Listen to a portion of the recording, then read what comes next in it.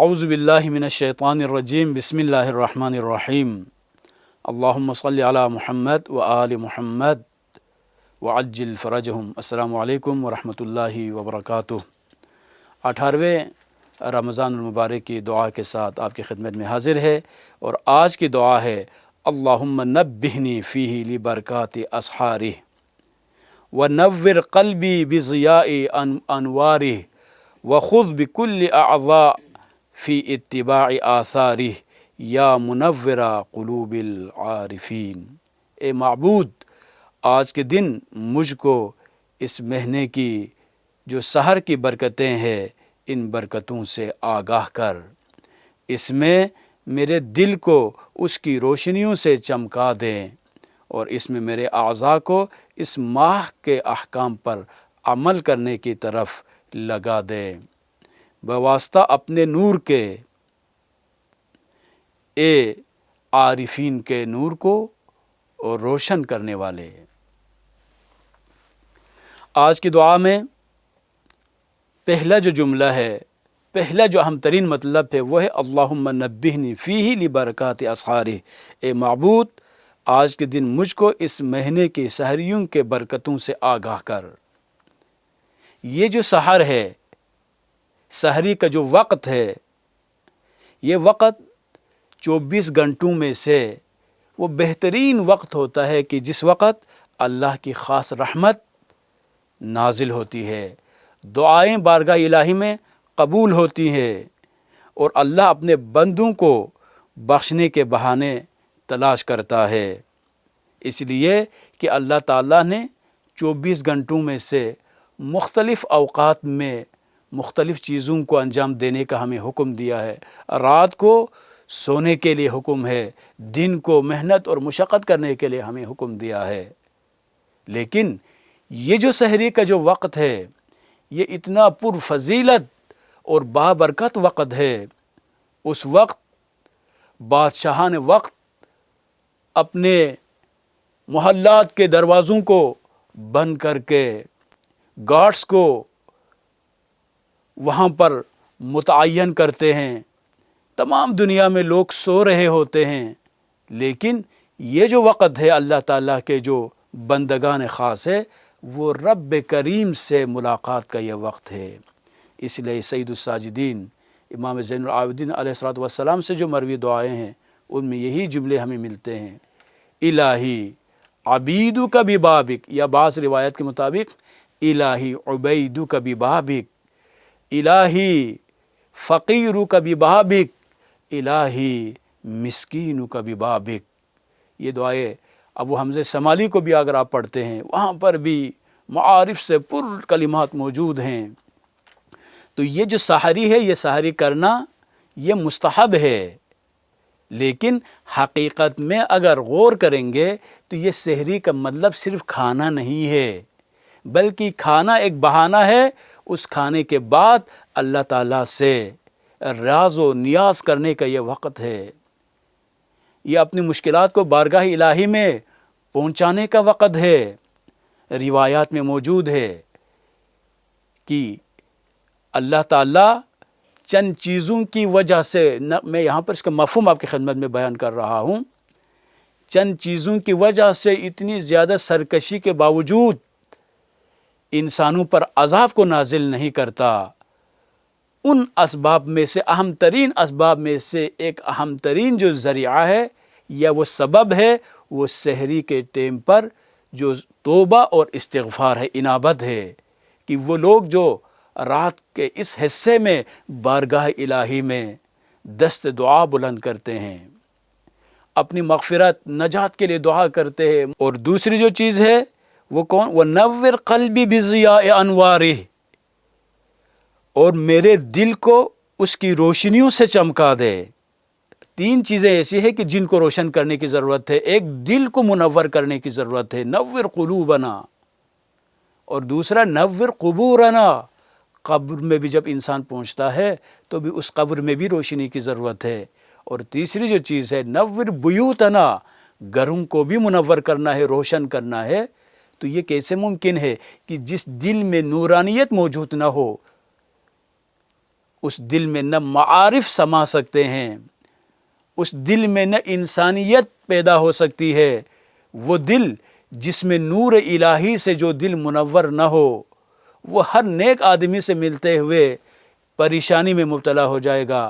قرآن کی تلاوت اگر ہو رہی ہو تو اس کو تکلیف ہو رہی ہوگی، کہیں کوئی اچھی تقریر کوئی کر رہا ہے، سننے کو دل نہیں کرے گا، کوئی مصائب بیان ہو رہے ہیں، اعتراض پہ اعتراض کرنا شروع کرے گا۔ لیکن یہی انسان لہو و لعب میں پوری زندگی گزارتا ہے، کبھی اس کے ذہن میں کسی پر کوئی اعتراض نہیں آتا، بے سکونی کے عالم میں دوسروں پر بھی اعتراضات کرنا شروع کر دیتا ہے۔ تو وجہ کیا ہے؟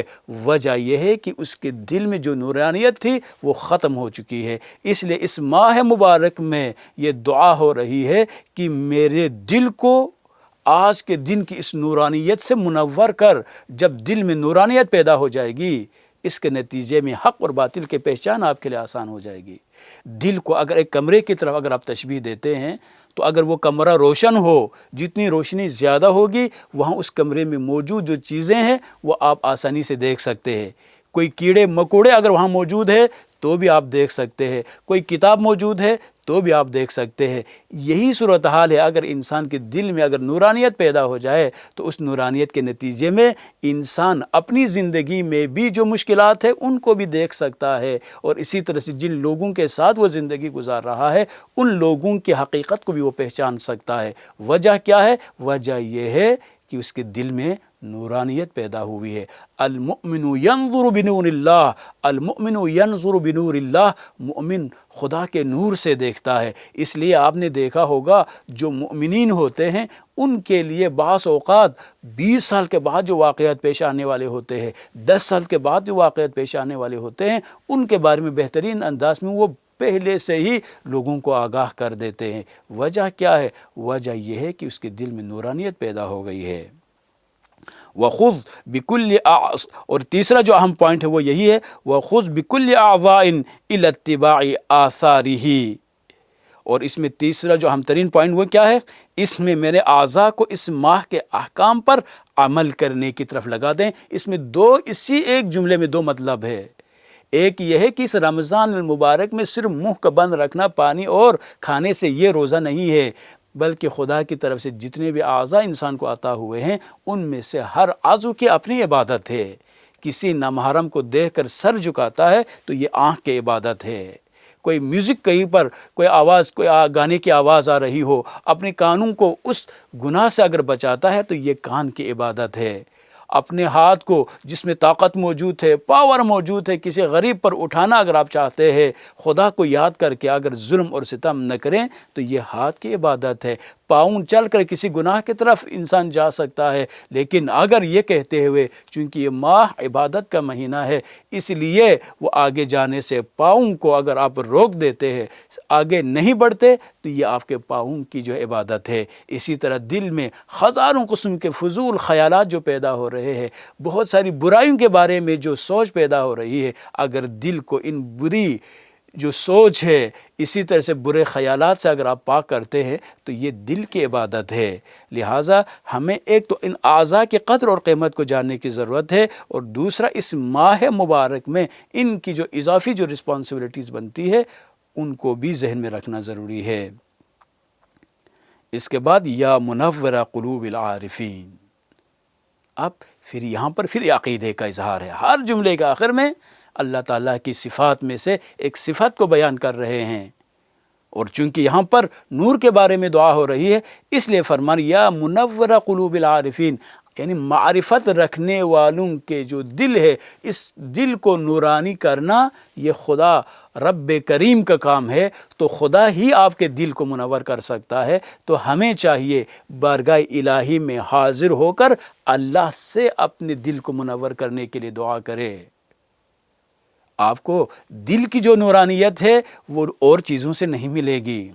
بہت سارے لوگ آج کل یہی اعتراض کرتے ہوئے نظر آتے ہیں کہ ہمارے بچے تعلیم حاصل نہیں کر رہے، بڑے بڑے سکولوں میں ہم بھیجتے ہیں لیکن پڑھنے کی توفیق ان میں نہیں ہے، باتیں سننے کے لیے وہ تیار نہیں ہے۔ حقیقت میں اس کی وجہ یہ ہے، جب حرام چیزیں ان بچوں کو جب آپ کھلانا شروع کریں گے، جب کاروبار کرتے وقت حلال اور حرام کی تمیز نہیں کرتے، جتنا فائدہ کما سکتے فائدہ کمانے کو اپنے اوپر فرض اور ان بچوں کو حرام کھلانا اپنے اوپر آپ واجب جب سمجھتے ہیں، جاب کرتے ہوئے اگر کی پوسٹ پر آپ فائز ہیں تو وہاں پر کرپشن کے ذریعے جو پیسے ملتے ہیں اس کو کبھی انعام کے طور پر، کبھی گفٹ کے طور پر، مختلف بہانوں سے جو پیسے بٹورتے ہیں، یہ سارے پیسے لا کر جب اولاد کو کھلانا شروع کریں گے تو اس کے نتیجے میں ان کا دل کبھی بھی پاک نہیں ہوگا، ان کا دل روز بروز بدتری کی طرف ہی جائے گا، وہاں پر تاریکی ہی بڑھتی جائے گی، اور یہ تاریکی اتنی بڑھ جاتی ہے بعض اوقات یہی بچے جن کے لیے یہ والدین حرام اور حلال کی تمیز نہیں کرتے تھے، جہاں سے ملتا تھا اپنا حق سمجھتے تھے، جو بھی ملتا تھا ظلم کرنے کو اپنے اوپر فرض جو لوگ سمجھتے تھے، آخر میں یہ حرام کھلا کھلا کر وہی بچے اپنے والدین کے قاتل بن جاتے ہیں۔ اگر آپ کو اس طرح سے زندگی نہیں چاہیے، اس قسم کی مصیبتوں سے اگر آپ کو نجات چاہیے تو بارگاہ الہی میں حاضر ہو جائیں، خدا سے دعا کریں کہ خدا آپ کے دل کو منور کرے۔ دل میں جب نورانیت پیدا ہو جائے گی تو اس کے نتیجے میں یہ دنیا بھی اچھی گزر جائے گی اور آخرت بھی اچھی گزر سکتی ہے۔ والسلام علیکم ورحمۃ اللہ وبرکاتہ۔